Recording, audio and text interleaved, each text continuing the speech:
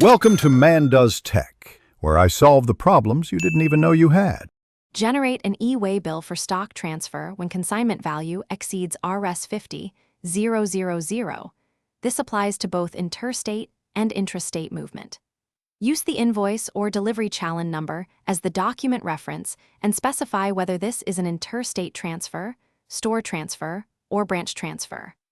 Enter HSN codes for major line items and the total taxable value in rupees. The consignor or transporter can generate Form GST EWB01 on the NIC portal, SMS, or through API integration for high-volume operations. Complete the mandatory fields carefully. Consignor GSTIN, consignee GSTIN, or URP if unregistered, full addresses with PIN codes, and the document number such as invoice or challan. Add package count, gross weight in kilograms, and HSN or description for each major item, plus the total taxable value in rupees.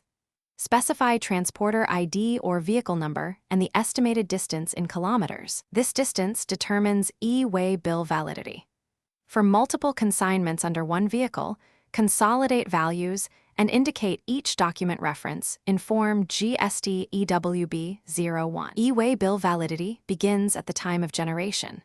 1 day for up to 100 kilometers, then add 1 additional day for each subsequent 100 kilometers or part thereof.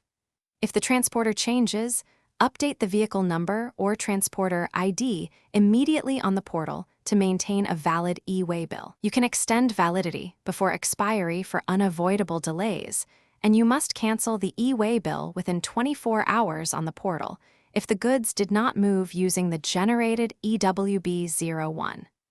Keep the 12-digit EWB number with the consignment. Thanks for watching. If you found this helpful, don't forget to like and subscribe.